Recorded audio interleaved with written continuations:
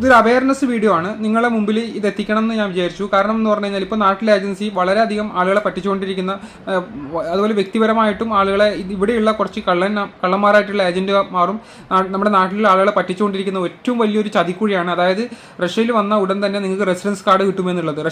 Residence card ഒരിക്കലും നിങ്ങൾക്ക് റഷ്യയിൽ വന്ന ഉടനെ ഒരിക്കലും കിട്ടത്തില്ല. അതായത് മെഡിക്കൽ കഴിഞ്ഞ കാർഡൊക്കെ അയച്ചു കൊടുത്തിട്ടാണ് അവർക്ക് റെസിഡൻസ് കാർഡ് എന്ന് പറഞ്ഞിട്ട് റഷ്യൻ ടെമ്പററി റെസിഡൻസി എന്ന് പറഞ്ഞുകൊണ്ട് അവർക്ക് കാണിച്ചു കൊടുക്കുന്നത്. കാരണം നമ്മുടെ നാട്ടിലെ ആളുകൾക്ക് ഇതിനെക്കുറിച്ച് യാതൊരു നോളജും ഇല്ലാത്ത ആളുകളായത് കാരണം റഷ്യയെക്കുറിച്ച് അവർ ഈ ചതിക്കുഴിയിൽ വന്ന് വീഴാനുള്ള സാധ്യത വളരെ കൂടുതലാണ്. അതുകൊണ്ട് റഷ്യൻ എല്ലാ കടമകളും കടഞ്ഞ ഒരു റഷ്യൻ സിറ്റിസൺഷിപ്പ് എടുത്തിട്ടുള്ള ഒരാളുകളായിട്ട് നിങ്ങൾ സംസാരിക്കുക. അവർക്ക് ഇതിനേക്കാളും കുറച്ച് കൂടുതൽ നോളജും കാര്യങ്ങളൊക്കെ ഉണ്ടാവും.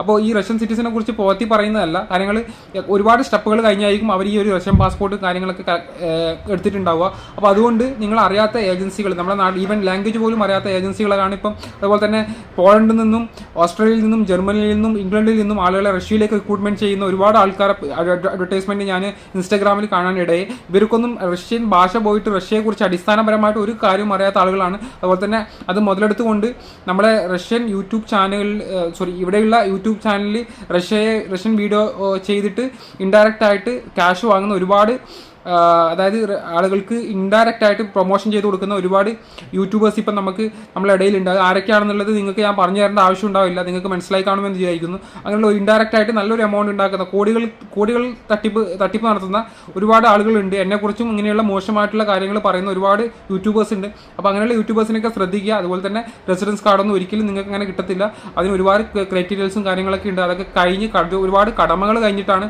ഈ ഒരു റെസിഡൻസ് കാർഡ് കിട്ടുക.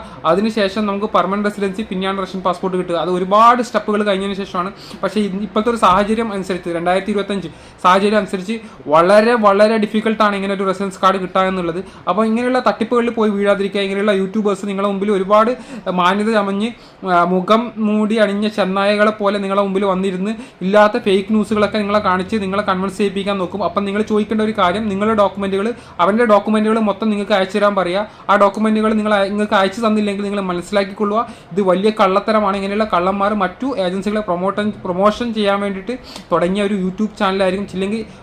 ഇല്ലെങ്കിൽ ഒരു വ്യക്തിയെ ടാർഗറ്റ് ചെയ്തിട്ട് തുടങ്ങിയ യൂട്യൂബ് ചാനലിൽ എന്നത് നിങ്ങൾ മനസ്സിലാക്കിക്കൊള്ളുക.